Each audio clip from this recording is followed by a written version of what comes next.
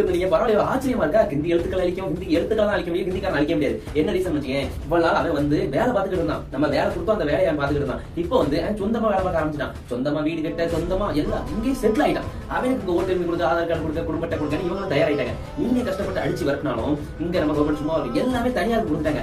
Bus குப்பல் எல்லாமே தனியார் நிறுவனத்துக்கு கொடுத்தாங்க. இப்போ நீ வெளியே வச்சு பார்த்தீங்கன்னா அந்த தனியார் நிறுவனம் என்ன செய்யும், என் ஸ்டேட்டுக்காரன் நான் வேலைக்கு கொண்டாந்து விடுறேன், ஏன்னா குப்பல் வந்து தெலுங்கான கொடுத்துருக்கேன். அவன் என் ஸ்டேட்டுக்காரன் நான் கொண்டாந்து வேலைக்கு கொடுப்பேன் அப்படின்னு சொல்லிட்டு அவன் ஸ்டேட்டுக்காரன் கொண்டாந்து போவான். அப்புறம் நம்ம ஸ்டேட்டுக்காரன் வேலை பார்த்துட்டு இருந்தோம். அவன் எங்க நிற்பான், தெருல நிற்பான். அவன் தெருலன்னா குடும்பமும் தெருல தான் நிற்கும். இதனால பாதிப்பு யாருக்கு, நமக்கு தான். ஏற்கனவே பாதிப்பு மேல பாதிப்பாகிருக்கு. இங்க கனடா வந்து தண்ணி தந்தாங்க. எங்க தந்தான், தண்ணி மட்டுமா தந்தான், தண்ணியோட சேர்த்து நமக்கு விஷத்தை இருந்தான். ஏன்னா நான் தண்ணியை திறந்து விடுறேன், நீங்க எல்லாம் கழிவை திறந்து விட்டு அவன் கழிவை திறந்து விட்டான். இப்போ இவங்க குப்பையை நாங்க தூய்மையா அழுவாங்க. சென்னையில எல்லா இடத்துலயும் குப்பை கிடக்கதான் செய்யுது. இப்ப யார் அள்ளணும், அவரோட வீட்டு குப்பையை அவரோட அள்ளி அவரோட ஏற்றிக்கணும். வேற வழி இல்ல. நீங்க என்ன யார்கிட்டயுமே கேட்க முடியாது. எப்படி கேட்ப, அதுதான் முடிஞ்சிட்டா. நீ ஒன்னும் கேட்க முடியாது, பிரிக்க முடியாது.